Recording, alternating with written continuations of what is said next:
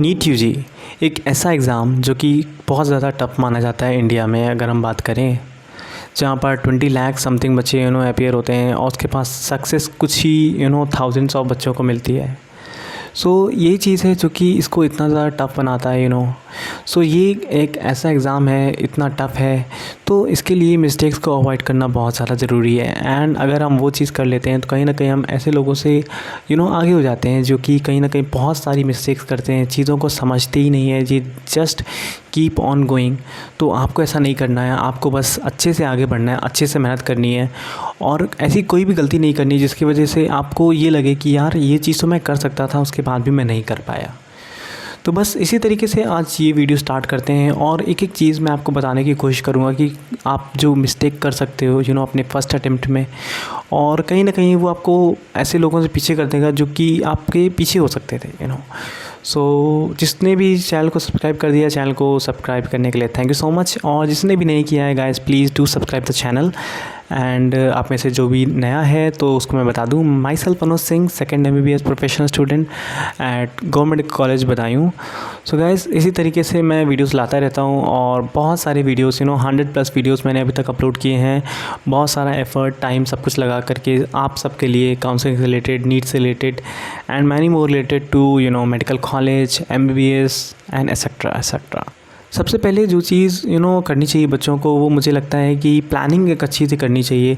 Lack of planning कई बार reason होता है बच्चों की सक्सेस ना मिल पाने का, और कहीं ना कहीं हम बस ऐसे ही मेहनत करते रहते हैं। अगर हमारी कोई प्लानिंग नहीं होती, हम बस चलते रहते हैं, हमें खुद भी नहीं पता है कि हम किस तरीके से जा रहे हैं, हमें कितना उसका रिज़ल्ट मिलने वाला है। तो इस तरह की चीज़ें नहीं करनी है, because these things really spoils your preparation and just keep going doesn't going to work. So आपको यहाँ पर देखना होता है कि प्लान किस तरीके से करना है। प्लान आपको अपने हिसाब से करना है। किसी ने अगर कुछ प्लान बता दिया तो आपको उसको फॉलो नहीं करना है। I am not going to make a plan here for you. So आपको प्लान देखना है कि क्या बनाना है अपने लिए।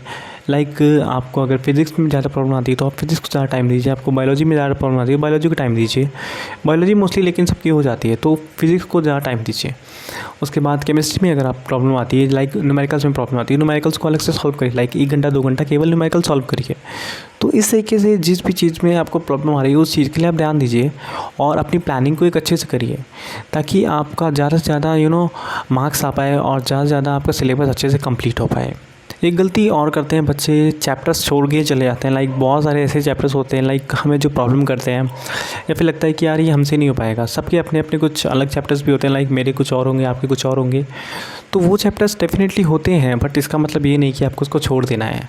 आपको उसमें ज़्यादा मेहनत करनी है, थोड़ा सा एफर्ट ज़्यादा लगाना है, ताकि आप उसको क्लियर कर पाओ। और फाइनली आपका जो पेपर आएगा उसमें तो वो चैप्टर आने वाला है ना, क्योंकि अगर आप सिलेक्शन के पर्सपेक्टिव से देखो तो चैप्टर्स छोड़ना is not a good idea. हाँ, 1 या 2 चैप्टर्स इट्स ओके, बट बहुत सारे चैप्टर्स लाइक 2 चैप्टर फिज़िक्स में, 2 चैप्टर बायोलॉजी में ऐसे होते हैं, तो आपको उनको छोड़ना नहीं है। कहीं ना कहीं ये सब मैं अपने एक्सपीरियंस से जो मैंने फेस किया अपने फर्स्ट अटैम्प्ट में, वो आपको बता रहा हूँ कि अगर आप ऐसा करते हो तो कहीं ना कहीं ऐसे लोगों से आप अगेन पीछे जाते हो जिनको आप पीछे कर सकते हो। सो इस चीज़ को आपको ध्यान देना है, क्योंकि यहाँ पर कॉम्पिटिशन बहुत टफ लेवल का है इस समय। तो बहुत ज़्यादा लाइक नंबर भी बढ़ गया है, पेपर भी पूरा NCERT बेस्ड जा रहा है, तो सभी NCERT पढ़ रहे हैं। तो इस चीज़ को आपको समझना है कि अगर सभी NCERT पढ़ रहे हैं तो आपको अच्छे से NCERT पढ़नी है। ये है थर्ड थिंग कि आप NCERT पढ़ते रहते हो, आप उसको रटते रहते हो। नो, आपको रटना नहीं है, पहले आपको समझना है। अगर मैं फ़िज़िक्स की बात करूँ तो फ़िज़िक्स में भी NCERT पढ़नी है आपको। हाँ, अगर पूरी नहीं पढ़ सकते हो तो मोस्टली जितनी इंपॉर्टेंट चीज़ें हैं जो आपके टीचर्स बताते हैं वो तो कवर करनी ही करनी है। लाइक फ़िज़िक्स में आपको एग्जाम्पल्स और न्यूमेरिकल्स तो लगाना ही है। उसके बाद जो वहाँ पर पॉइंट्स टू पॉन्डर दिए रहते हैं वो आपको पढ़ने हैं। तो इस तरीके से जो मोस्ट इंपॉर्टेंट चीज़ें हैं जो कि आने के चांसेस हैं वो सब तो आपको करनी ही है। ऐसी चीज़ों में पीछे नहीं होना है ना। तो इस तरीके से NCERT पढ़नी है, बट आपको ये भी पता होना चाहिए कि NCERT में किस चीज़ पे आपको ज़्यादा फोकस करना है। NCERT पे उसके बाद आपको फोकस ऐसी चीज़ों पे और ज़्यादा करना है जो कि आ चुकी हैं PYQs में। तो ऐसी चीज़ों को या तो आप उसमें स्टार बना लीजिए या फिर आप उसको अलग तरीके से मार्क कर लीजिए, ताकि आपको पता चल पाए बाद में आप जब भी रिवीजन करो कि येस ये चीज़ें मुझे अच्छे से रिवाइज़ करनी है, अच्छे से याद करनी है। डिसिप्लिन ना मेंटेन करना ये भी एक रीज़न बनता है कई बार सिलेक्शन ना होने का। डिसिप्लिन मेंटेन करना बहुत ज़्यादा इंपॉर्टेंट है किसी भी एग्ज़ाम में, किसी भी तरीके से। एमबीबीएस में भी अगर हम देखें, discipline is very important. Discipline का मतलब आप अपने लिए डिसिप्लिन्ड हो, आप अपने लिए हो कि अगर मैंने ये सोचा है करने के लिए तो वो मैं कर रहा हूँ। अगर आप ऐसी चीज़ को छोड़ करके जो आपको करनी चाहिए उसके अलावा कुछ भी कर रहे हो तो मतलब वो गलत है और वो डिसिप्लिन में नहीं आता है। तो ऐसी चीज़ें आपको नहीं करनी है। हाँ, थोड़ा बहुत इट्स ओके, लाइक आपने थोड़ा सा पढ़ाई किया, उसके बाद आपको ब्रेक लेना है। तो ये है नेक्स्ट पॉइंट, यानी कि ब्रेक लेना। ब्रेक लेना भी बहुत इंपॉर्टेंट हो जाता है। लाइक आपने 1 घंटा 2 घंटा पढ़ाई कर लिया, उसके बाद आपने थोड़ा सा ब्रेक ले लिया, लाइक 10 to 15 मिनट्स का।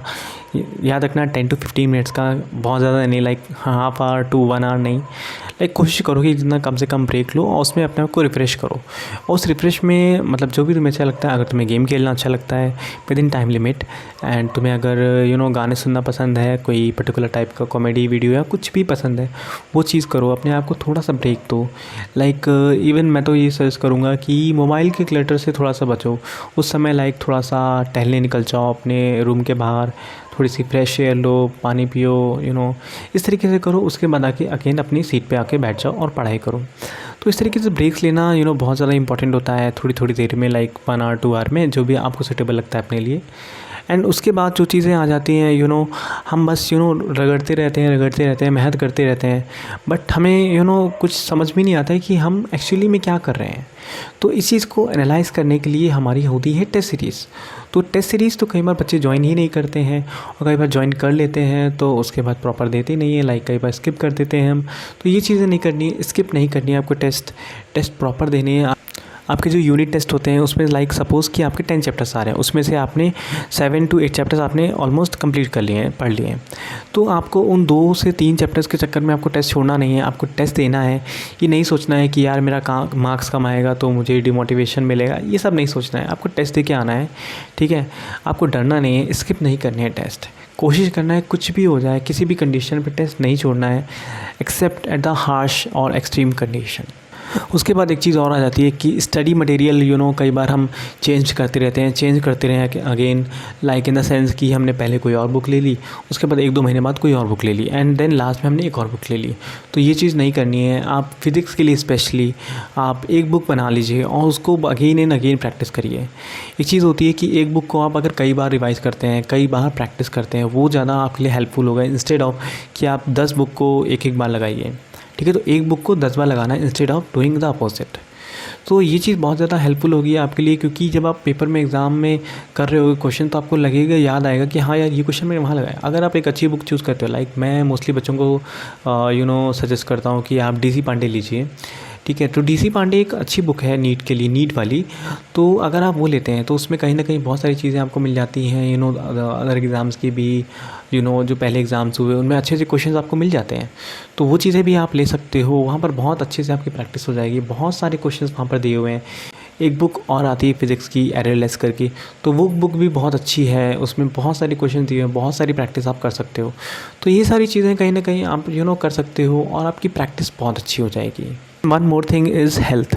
आप अपनी हेल्थ का ध्यान नहीं देते हो, आप बस मैथ करते रहते हो, अपना खाना पीना सब कुछ त्याग देते हो। इट्स ओके, पढ़ना तो डेफिनेटली है, हमें सिलेक्शन लेना है, बट हेल्थ से कॉम्प्रोमाइज़ नहीं करना है। बिकॉज़ अगर हम हेल्थ से कॉम्प्रोमाइज़ करेंगे तो हम मेहनत नहीं कर पाएंगे। अगर हम थोड़ा सा डिसबैलेंस हो गए अपने एग्ज़ाम के टाइम पे, या फिर मेन जो पीक टाइम होता है पढ़ने का उसमें, तो आपको खाने पीने पे, अपनी हेल्थ पे थोड़ा बहुत योगा, एक्सरसाइज, मेडिटेशन, ये सब चीज़ें भी करनी है। लाइक योगा, एक्सरसाइज, मेडिटेशन कहीं ना कहीं आपके माइंड को रिलैक्स करता है, आपकी बॉडी को रिलैक्स करता है। तो ये सब चीज़ें इंपॉर्टेंट हो जाती हैं वहाँ पर, और I think you should do that. एक चीज़ और होती है नेगेटिव माइंडसेट। सो आपको नेगेटिव माइंडसेट नहीं रखना है। लाइक कुछ बच्चे सोचते रहते हैं यार मेरा तो पहला अटैम्प्ट है, होगा ही नहीं। आपको ऐसा नहीं सोचना है, ठीक है। चलो मान लेते हैं यार नहीं होगा, इट्स ओके। फर्स्ट अटैम्प्ट है, तुम्हारा नहीं होगा, तुम्हारे परसेंटेज भी अच्छे नहीं आए 11-12 में, इट्स ओके। बट यार मेहनत तो करो। बिकॉज़ बहुत सारे ऐसे एग्जांपल्स मैं आपको दे सकता हूँ जो कि इतना अच्छा परसेंटेज नहीं लाए 11-12 में, उसके बाद भी फर्स्ट अटैम्प्ट में सेलेक्ट हुए हैं। तो ऐसा आपको नहीं सोचना है, आपको मेहनत अपनी अच्छे से करनी है, इंस्टेड ऑफ थिंकिंग कि यार होगा नहीं होगा, कैसे होगा, फर्स्ट अटैम्प्ट है, नहीं, ऐसा नहीं सोचना। आपको अपनी मेहनत करनी है अच्छे से, एंड इंस्टेड ऑफ फोकसिंग कि होगा कि नहीं होगा, आप फोकस करिए अपनी मेहनत करने पर। वर्क करिए इंस्टेड ऑफ थिंकिंग कि यार होगा कि नहीं होगा। इसमें बहुत सारा टाइम वेस्ट करने की ज़रूरत नहीं है, ओवर थिंकिंग करने की कोई ज़रूरत नहीं है। एंड देन मैं फिर सिली मिस्टेक्स को ऑलरेडी बता चुका हूँ कि आपको मिस्टेक्स नहीं करनी है। Overall silly mistakes silly mistakes एक ऐसी चीज़ होती है जो कि आपको कई बार थाउजेंड्स ऑफ रैंक नीचे से ऊपर कर सकती है। ये मेरे साथ हुआ था। मैंने बायोलॉजी में कुछ क्वेश्चंस ऐसे टिक कर दिए थे, मैंने सोचा कुछ और टिक कुछ और लगाया। तो यार ऐसी सिली मिस्टेक्स मत करना। मतलब आज भी वो चीज़ें दिमाग में आती हैं कि यार वो 2 क्वेश्चन सही हो जाते तो आज हम इस कॉलेज में नहीं, इस कॉलेज में, तो वो सब आता रहता है। It's okay. मतलब वो जब तुम्हें याद आएगा तो आएगा यार, तुमने मेहनत की है तो लगता है डेफिनेटली। बट फिर भी अपने आप को इतना प्रैक्टिस करना यार, अपने टेस्ट को इतना अच्छे से देना कि सिली मिस्टेक्स तुम ज़्यादा से ज़्यादा अवॉइड कर पाओ। क्योंकि मतलब ये वो चीज़ होती है ना जिसका रिग्रेट बहुत ज़्यादा होता है, क्योंकि तुम्हें वो चीज़ आती होती है, उसके बाद भी वो चीज़ गलत हो जाती है। तो सिली मिस्टेक से बहुत अच्छे से बचना। लास्ट में मैं चीज़ों को समराइज़ कर देता हूँ कि कौन कौन सी चीज़ें मैंने अभी आपको बताई। तो सबसे पहले मैंने बोला कि आपको अपनी प्लानिंग अच्छी रखनी है, बिना प्लानिंग के काम नहीं करना है। उसके बाद आपको चैप्टर्स छोड़ने नहीं हैं, आपको टेस्ट नहीं छोड़ने हैं, आपको टाइम मैनेज करके रखना है अच्छे से चीज़ों को। जहाँ पर टाइम ज़्यादा चाहिए वहाँ पर ज़्यादा देना, जहाँ पर आप अच्छे कर रहे हो वहाँ पर थोड़ा सा आप उसके कंपैरिजन में कम कर सकते हो। एंड देन आपको अपने स्टडी मटेरियल को कांस्टेंट रखना है, एक फिक्स कर लेना अच्छे से स्टार्टिंग में ही, और उसको ही लास्ट तक रखना है, उसको बार बार करना है। एंड देन अपनी हेल्थ पे भी ध्यान देना है, एंड अपना माइंडसेट नेगेटिव नहीं रखना है, नेगेटिव माइंडसेट बिल्कुल भी नहीं रखना है। एंड देन सिली मिस्टेक से बचना है, जो कि सबसे ज़्यादा इंपॉर्टेंट है, एंड दैट्स वाई मैंने इसको लास्ट में रखा। Silly mistakes and silly mistakes बिल्कुल भी नहीं करनी है। ओके, सो आई थिंक मैंने सारी चीज़ें कवर कर दी इस वीडियो में। और भी आपको अगर कोई डाउट है तो आप मेरे को कमेंट कर सकते हो वीडियो के कमेंट सेक्शन में, या फिर मेरे को आप इंस्टाग्राम पे DM कर सकते हो। और मिलते हैं फिर नेक्स्ट वीडियो में। तब तक के लिए bye bye, see you soon.